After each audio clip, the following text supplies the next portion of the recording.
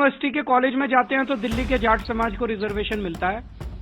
केंद्र सरकार के किसी भी कॉलेज में या यूनिवर्सिटी में जाते हैं या केंद्र सरकार की किसी भी संस्था जैसे दिल्ली पुलिस हो गई, डीडी हो गई, उसमें नौकरी लेने जाते हैं तो दिल्ली के जाट समाज को उसमें रिजर्वेशन नहीं मिलता। दिल्ली यूनिवर्सिटी के कई कॉलेज हैं, दिल्ली पुलिस, एनडीएमसी, डीडीए, एम्स, सफदरजंग, राम मनोहर लोहिया जैसे कई केंद्र सरकार के संस्थान हैं जहां पे रिजर्वेशन इन लोगों को मिल सकता है, जिसमें शिक्षा और रोजगार में इन लोगों को रिजर्वेशन मिल सकता है। केंद्र सरकार की एक ओबीसी लिस्ट है। केंद्र सरकार की ओबीसी लिस्ट में दिल्ली का जाट समाज नहीं आता, तो दिल्ली यूनिवर्सिटी में जब बच्चे एडमिशन लेने जाते हैं तो उसमें दिल्ली के जाट समाज को रिजर्वेशन नहीं मिलता। दिल्ली यूनिवर्सिटी के कॉलेज में जाते हैं तो दिल्ली के जाट समाज को रिजर्वेशन मिलता है। केंद्र सरकार के किसी भी कॉलेज में या यूनिवर्सिटी में जाते हैं या केंद्र सरकार की किसी भी संस्था जैसे दिल्ली पुलिस हो गई, डीडी हो गई, उसमें नौकरी लेने जाते हैं तो दिल्ली के जाट समाज को उसमें रिजर्वेशन नहीं मिलता।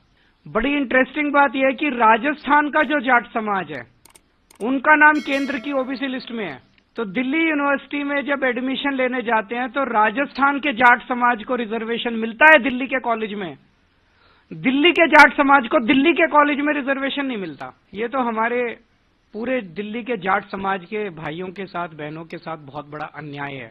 और ये अन्याय ये जले पे नमक छिड़कने जैसा है कि 4 बार पिछले 10 साल में प्रधानमंत्री जी ने अपने घर बुला के और अमित शाह जी ने जाट समाज के नेताओं को आश्वासन दिया, भरोसा दिया, वचन दिया, गारंटी दी कि दिल्ली के जाट समाज को केंद्र की ओबीसी लिस्ट के अंदर डाला जाएगा।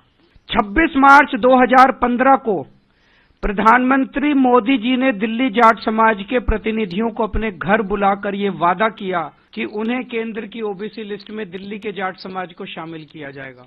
26 मार्च 2015 को नहीं किया। उसके बावजूद 8 फरवरी 2017 को अमित शाह जी ने यूपी चुनाव से पहले चौधरी वीरेंद्र सिंह के घर फिर से दिल्ली और देश के जाट नेताओं को ये वादा किया कि जो स्टेट लिस्ट में ओबीसी जाती हैं उनको केंद्र की लिस्ट में जोड़ा जाएगा। फिर भी नहीं किया।